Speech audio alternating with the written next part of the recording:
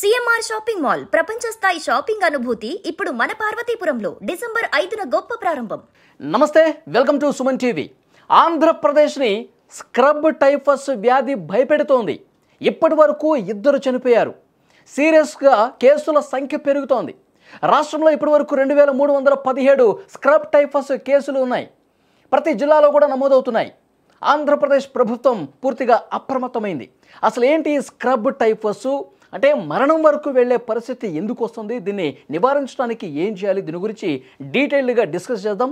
Live కాల్లో join అయ్యారు general physician, ప్రముఖ వైద్యులు డాక్టర్ పాపారావు గారు. వారితో మాట్లాడదాం. సార్ నమస్కారం. నమస్తే పాపారావు గారు, ఇప్పుడు ఈ మధ్యకాలంలో ఎక్కువగా వినిపిస్తుంది సార్ స్క్రబ్ టైఫస్ వ్యాధి.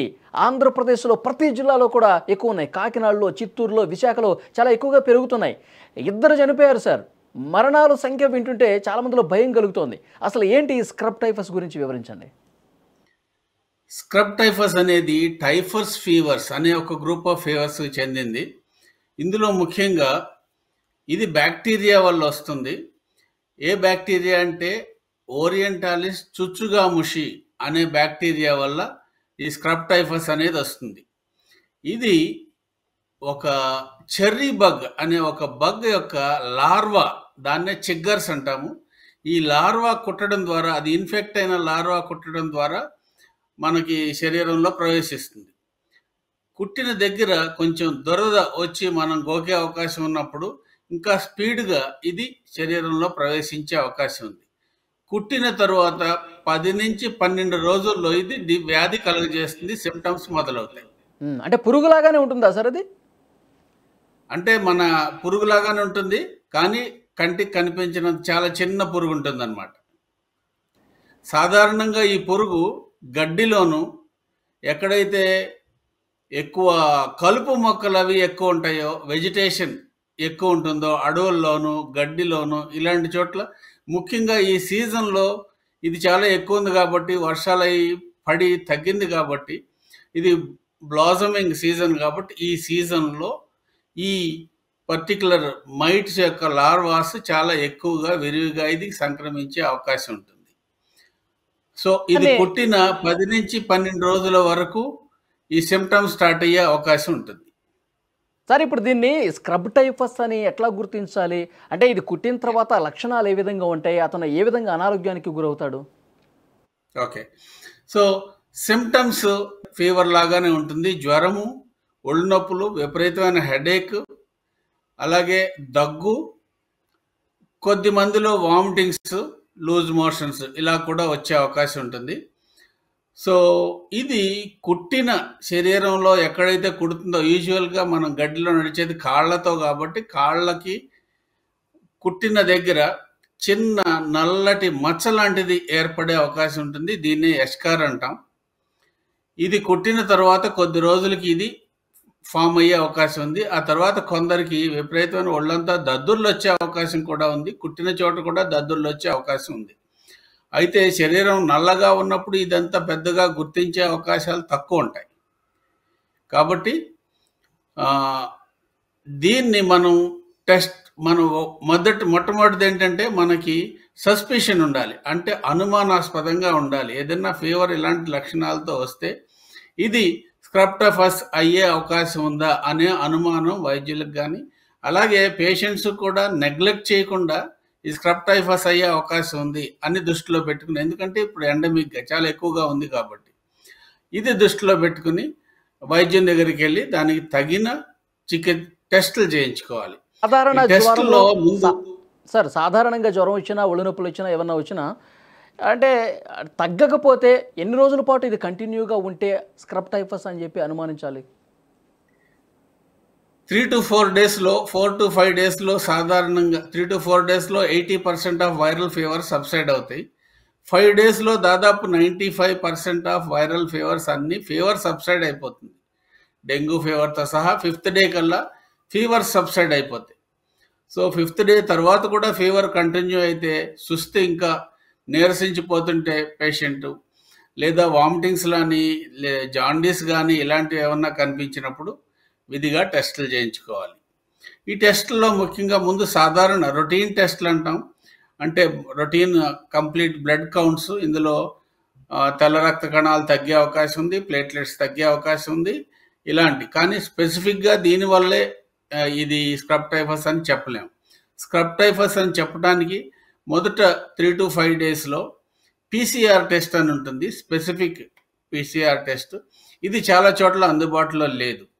5 రోజుల తర్వాత యాంటీబాడీ టెస్ట్ చేయొచ్చు. దీన్ని ఎలైజా టెస్ట్ అంటాం, లేదా indirect fluorescent antibody, immunofluorescent antibody, indirect immunofluorescent antibody. ఈ టెస్ట్ చాలా స్పెసిఫిక్ టెస్ట్, చాలా సెన్సిటివ్ టెస్ట్.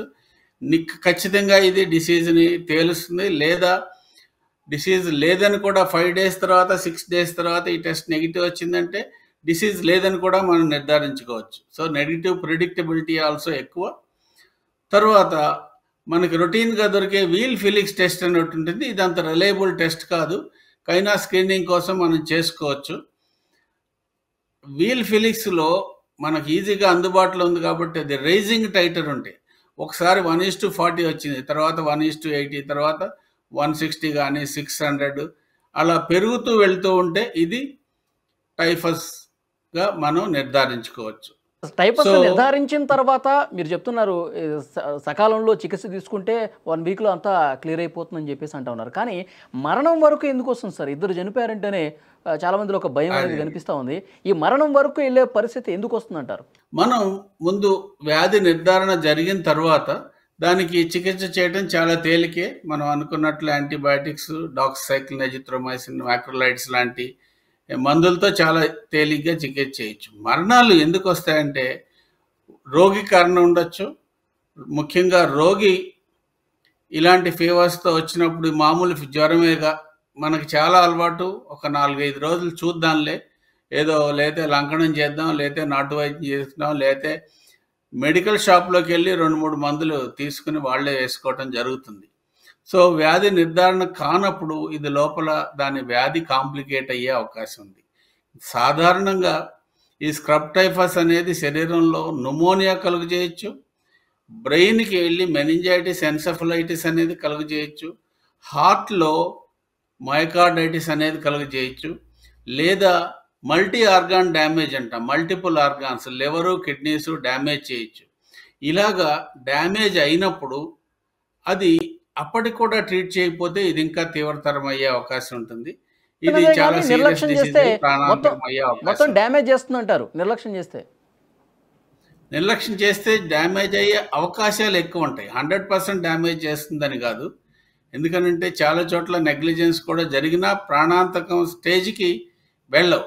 కానీ ఎవరైతే వల్నరబుల్ పీపుల్ ఉన్నారో, వల్నరబుల్ పీపుల్ ఎవరంటే 5 సంవత్సరాల లోపు వాళ్ళు, 65 సంవత్సరాలు పైబడిన వాళ్ళు, అలాగే మల్టిపుల్ ఇమ్యూన్ డెఫిషియన్సీ, డయాబెటీస్ కానీ, అన్కంట్రోల్ డయాబెటీస్ ముఖ్యంగా, అలాగే హెచ్ఐవి కానీ, లేదా కిడ్నీ డిసీజు, హార్ట్ డిసీజ్ ఇలా ఉండి కిడ్నీ ట్రాన్స్ప్లాంట్ అయినా ఇమ్యునో సప్రెషన్కి మందులు తీసుకుంటారు, లేదా కొన్ని డిసీజెస్ రొమటలాజికల్ డిసీజెస్ అంటాం, లేదా ఈ డిసీజెస్లో ఇమ్యునో సప్రెసెంట్స్ ఇవ్వాల్సి, ఎందుకంటే ఇవి ఆటో ఇమ్యూన్ డిసీజెస్.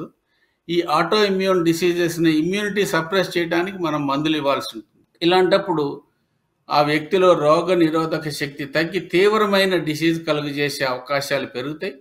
అలాంటప్పుడు తీవ్రమైన డిసీజ్ కలుగజేసినప్పుడు కొద్ది మందికి ప్రాణాంతకం అయ్యే అవకాశం కూడా ఎక్కువ మందికి వచ్చినప్పుడు. ఈ పురుగు ఎక్కువగా ఈ ఎక్కడ ఫారెస్ట్లో కావచ్చు, గడ్డి ఎక్కువగా ఉన్న చోట, కలుపు మొక్కలు, గడ్డి, కలుపు మొక్కలు, వెజిటేషన్స్ అంటాం. వెజిటేషన్స్, ఈ గడ్డి ఇవన్నీ కూడా బాగా పెరుగుతున్న దశలో మనకి చిన్న చిన్న పురుగులను మనకు కనిపిస్తూనే ఉంటాయి, మనకు తెలుస్తూనే ఉంటుంది. కానీ అంతగా పట్టించుకోం, గడ్డిలో తిరుగుతాం. ఆ పొలం పనులు చేసుకునే వాళ్ళు ఎక్కువ ఎఫెక్ట్ అయ్యే అవకాశం ఉందనిపిస్తుంది. దీన్ని బట్టి వాళ్ళు అసలు ఇలాంటి పురుగుల బారిన పడకుండా ఉండేందుకు ఎలాంటి చర్యలు తీసుకోవాలి, ఎలాంటి జాగ్రత్తలు తీసుకోవాలి ముందస్తుగా? అదేనండి. సో సాధ్యమైనంత వరకు గ్రాస్లో నడవకుండా, మనకి కింద ఏముందో తెలియకుండా నడవకుండా ఉంటాం.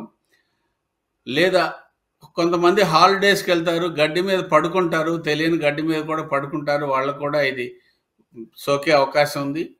ముఖ్యంగా వ్యవసాయదారులు ఏం చేస్తారంటే నిక్కర్ కానీ, లుంగి కానీ వేసుకుని, పంచె కానీ వేసుకుని పొలానికి వెళ్తారు. అలాంటప్పుడు కాళ్ళకి ఫ్రీగా ఈ ఈ లార్వా అనేది ఏదైతే చిగ్గర్స్ అనేది ఉందో అది బైట్ చేసి ఈజీగా శరీరంలో ప్రవేశించే అవకాశం ఉంటుంది. కాబట్టి చేయాల్సింది ఏంటంటే ఇలాంటి చోట పైరిథ్రాయిడ్స్ లాంటి మందులు స్ప్రే చేయటం, అప్పుడు దాన్ని నాశనం చేయటానికి, లేదా మనం ఈ మెకానికల్గా జాగ్రత్త పడటం, అంటే full sleeve shirts, full pants, socks ఇలాంటివి వేసుకోవటం. ఇంకొక మెథడ్ ఏంటంటే టక్కింగ్ మెథడ్ అంటాం. ఈ సాక్స్లో ప్యాంట్ కనుక టక్ చేసి వెళ్ళినట్లయితే ఇంకా ఈ ఈ చిగ్గర్స్ కుట్టే అవకాశం కూడా బాగా తగ్గుతుంది. సో అలాంటప్పుడు ఈ మెయిన్ స్టే ఏంటంటే ఈ చిగ్గర్స్ని డిస్ట్రాయ్ చేయటం కానీ, లేదా ఈ చిగ్గర్స్ని అవాయిడ్ చేయటం కానీ, ఈ రెండింటిని మనం దృష్టిలో పెట్టుకుని దానికి తగినట్లు చూసుకున్నట్లయితే ఈ ఈ బయటని మనం అవాయిడ్ చేయొచ్చు. అవాయిడ్ చేయటం ద్వారా మనం డిసీజ్ని ప్రివెంట్ చేయొచ్చు. ఓకే సార్, ఫైనల్గా ఈ వ్యాధి ఒకవేళ సోకినా కానీ, లేదంటే జ్వరంతో బాధపడుతున్నా కానీ వాళ్ళకి ఒక సజెషన్ ఏమి ఇస్తారు? జ్వరంతో బాధపడే వాళ్ళు ముఖ్యంగా ఎక్కడైతే స్క్రబ్ టైఫస్ కానీ, స్క్రబ్ టైఫస్ కాదు ఏ డిసీజ్ అయినా సరే, ఫర్ ఎగ్జాంపుల్ ఆ మధ్య మనకి డెంగ్యూ ఫీవర్స్ చాలా వచ్చినాయి. సో రెండో రోజో మూడో రోజో డెంగ్యూ ఫీవర్ వచ్చినప్పుడు ఇమీడియట్గా ఏ ప్రాంతంలో ఎక్కువ ఉంటుందో అది డెంగ్యూ ఫీవర్ ఏమో అని అనుమానించాలి. అలాగే స్క్రబ్ టైఫస్ ఎక్కువగా ఉన్నప్పుడు అక్కడ ఏ ఫీవర్ వచ్చినా సరే స్క్రబ్ టైఫస్ అయ్యే అవకాశం ఉందా అనేది మనసులో పెట్టుకోవాలి. ఎవరు పేషెంట్స్ పెట్టుకోవాలి, రిలేటివ్స్ పెట్టుకోవాలి, అలాగే వైద్యులు కూడా ఇది మనసులో పెట్టుకుని దానికి అనుగుణంగా దానికి టెస్టులు చేయటం, చికిత్స మొదలు పెట్టడం. ఎందుకనంటే సాధ్యమైనంత త్వరగా చికిత్స మొదలు పెట్టినట్లయితే ఇది చాలా వరకు ప్రాణాపాయ స్థితికి వెళ్లకుండా ఆపే అవకాశం ఉంటుంది, ప్రాణాలు కాపాడే అవకాశం ఉంటుంది. అలాగే మందులు కూడా చాలా తేలిగ్గా చౌకగా కూడా దొరికే మందులే, అంత కాస్ట్లీ మందులు ఎక్కడ దొరకని మందులు కూడా కాదు. సో అలాంటప్పుడు చికిత్స చేయటం అనేది చాలా ఈజీ. దీన్ని గుర్తించడం అనేది అన్నిటికంటే ముఖ్యం. గుర్తించడానికి ఫస్ట్ థింగ్ ఏంటంటే మనకి సస్పిషన్ ఉండాలి, అనుమానం, ఇది స్క్రబ్ టైఫసా కాదా అనే అనుమానం ఉండాలి. అనుమానంతో సరైన టైంలో వైద్యుని సంప్రదించి టెస్టులు చేయించుకున్నట్లయితే ఇది ఈజీగా బయటపడే అవకాశం ఉంటుంది. దాన్ని వైద్యం కూడా చేసే అవకాశం కూడా చాలా ఎక్కువ ఉంటుంది. కాబట్టి అప్రమత్తత అనేది పేషెంట్కి కానీ వైద్యులకు కానీ ఈ విషయంలో అప్రమత్తంగా ఉండాల్సిన అవసరం ఉంది. చాలా మంచి ఇన్ఫర్మేషన్ ఇచ్చారు. Thank you very much Paparao గారు. Thank you.